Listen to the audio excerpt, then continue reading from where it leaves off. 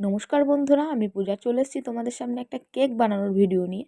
তো রেসিপিটা তোমরা দেখো কেমন লাগছে অবশ্যই বলো। তো আমি এর জন্য কেক বানানোর জন্য নিয়ে নিয়েছি ময়দা, টুটি ফুটি, বাদাম, baking powder, baking soda, cherry ফল, ডিম, আমল দুধ, কিশমিশ, লিকুইড দুধ, বিস্কুট আর নিয়ে নিয়েছি চিনি। দেখো এবার এক এক করে আমি উপকরণগুলো রেডি করে নেবো। তো আমি নিয়ে নিয়েছি ময়দাটা আমি চালনির সাহায্যে চেলে নিলাম। তারপরে আমি বিস্কুটটা গুঁড়ো করতে দিয়ে দেবো ব্লেন্ডারে। তো আমি ব্লেন্ডারে দিয়ে দিচ্ছি বিস্কুটগুলো। আমি 2 প্যাকেট বিস্কুট নিয়ে নিয়েছি বন্ধুরা। তো আমি বিস্কুটগুলোকে সুন্দর করে গুঁড়ো করে নিচ্ছি। দেখো বিস্কুট গুঁড়ো আমার হয়ে গেছে। দেখো আমার বিস্কুটটা গুঁড়ো হয়ে গেছে। এবার আমি ময়দার সঙ্গে দিয়ে দিলাম। এবার ময়দার মধ্যে দিয়ে দেবো আমি চিনি। আর তার আগে আমি চিনিটা সুন্দর করে গুঁড়ো করে নেবো। দেখো আমার চিনিটা গুঁড়ো হয়ে গেল। চিনিটার সঙ্গে একটা ডিম ফেটিয়ে দিয়ে আমি একটা ক্রিমি ফেস নিয়ে এসেছি। তোমরা দেখে বুঝতেই পারছো বন্ধুরা। এরপর আমি টুটি ফুটিটা নিয়ে নিলাম একটা বাটির মধ্যে। তো আমি এই টুটি ফুটিটা একটু ময়দা মাখিয়ে রেখে দেবো। দেখো বন্ধুরা ভালো করে ময়দা মাখিয়ে নিলাম। এইবার আমি চিনি গুঁড়ো ময়দাটার মধ্যে দিয়ে দিয়েছি। এবার দেবো আমি বেকিং পাউডার আর দেবো বেকিং সোডা। তো আমি সব কটা উপকরণ একসাথে ভালোভাবে মিশিয়ে নেব। এইবার আমি দিয়ে দেবো আমল দুধ। দেখো আমি আমল দুধ নিয়ে নিয়েছি। 3 চামচ মতন আমল দুধ আমি নিয়ে নিলাম। তারপর আমি এই উপকরণগুলো একসাথে খুব সুন্দর করে মিশিয়ে নিলাম, যাতে দলা দলা না পাকিয়ে যায়। ব্যাটারটা যেন খুব সুন্দর রেডি হয় আমার। দেখো তোমরা দেখে বুঝতেই পারছো আমি অল্প অল্প করে দুধ নিয়ে ব্যাটারটা রেডি করে নিয়েছি, যাতে ব্যাটারটা খুব ঘনও না হয় আর যাতে পাতলাও না হয়ে যায়। এই জন্য আমি দেখে দেখে বুঝে বুঝে সুন্দর করে ব্যাটারটা তৈরি করে নিচ্ছি। আর আমি ফাটিয়ে রেখেছিলাম ডিম আর চিনি দিয়ে একটা ক্রিমি পেস্ট তৈরি করেছিলাম। তো সেটাও আমি এর মধ্যে বন্ধুরা দিয়ে দেবো। তো দেখো একে একে আমি সবটাই মিলিয়ে দেবো। তোমরা দেখে বুঝতেই পারছো। দেখো ব্যাটারটা আমার যথেষ্ট ঘন। তো তার মধ্যেই আমি দিয়ে দিলাম ডিম আর চিনি বেন্ডিং করে রাখা। দেখো এতটাই ক্রিমি ফেস এসছে যে তোমাদের বলে বোঝাতে পারবো না। তো আমি ওর মধ্যে দিয়ে দিলাম, খুব সুন্দর করে ব্লেন্ড করে ওটাকে ওর সাথে মিশিয়ে নিলাম। দেখো তোমরা দেখে বুঝতেই পারছো। এইবার আমি দিয়ে দিলাম সাদা তেল। সাদা তেলটা দিয়ে আমি খুব সুন্দর করে ব্যাটারটা আরও কিছুক্ষণ ব্লেন্ড করে নেব ব্লেন্ডারের সাহায্যে, হ্যান্ড ব্লেন্ডার। তো আমি বুঝতেই পারছো হাত দিয়ে আমি অনেকটা খুব সুন্দর করে ব্লেন্ডিং করছি, যাতে কেকটা খুব সুন্দর হয়, স্পঞ্জি আসে আর খেতেও খুব সুস্বাদু হয়। দেখো আমি খুব সুন্দর করে তেলটা মিশিয়ে দিয়ে ব্যাটারটা এত সুন্দর রেডি করেছি, তোমরা দেখে বুঝতেই পারছো একটা ক্রিমি, না পাতলা না ঘন। এইবার আমি ওর মধ্যে টুটি ফুটিগুলো মিশিয়ে দিয়ে আরেকবার আমি ভালোভাবে ব্লেন্ড করে নেব, ওটাকে ভালোভাবে মিশিয়ে নেব। তো এটা মিশিয়ে নেওয়ার পর আমি রেখেছি বাদাম আর কিশমিশ। এবার একে একে আমি এই বাদামগুলোও দিয়ে দেবো। দেখো বাদামগুলো আমি ব্যাটারটার মধ্যে দিয়ে দিচ্ছি।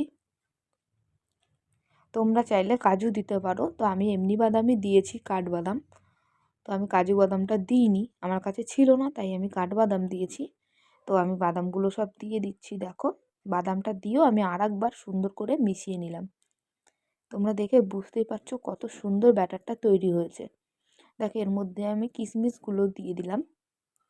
কিশমিশগুলো দিয়ে আমি আরও একবার সুন্দর করে নাড়িয়ে নিলাম, যাতে সবটা একসাথে সুন্দরভাবে মিশিয়ে যায়।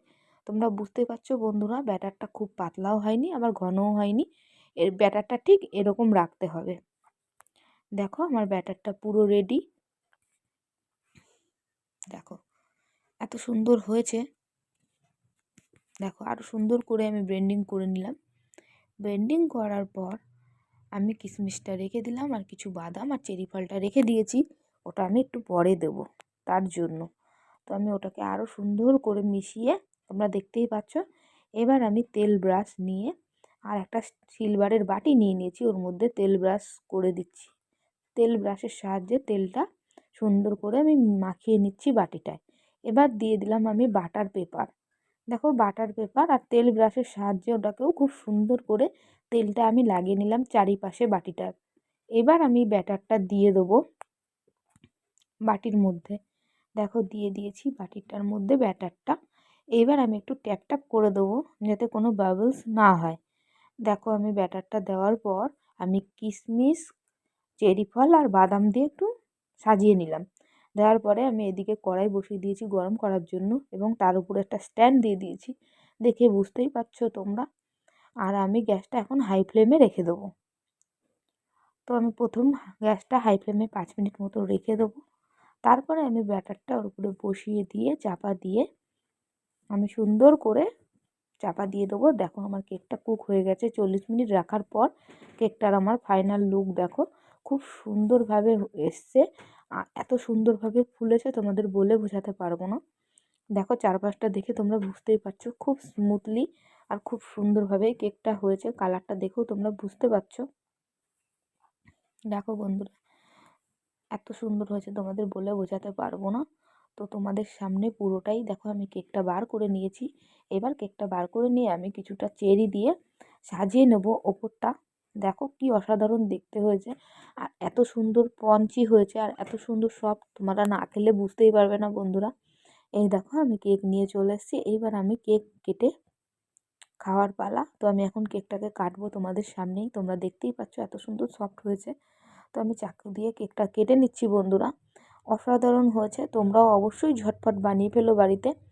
ভিডিওটা ভালো লাগলে লাইক কমেন্ট করো বন্ধুরা। আর আজকের মতন ভিডিওটা এইটুকু, টাটা, সবাই ভালো থেকো, বাই বাই।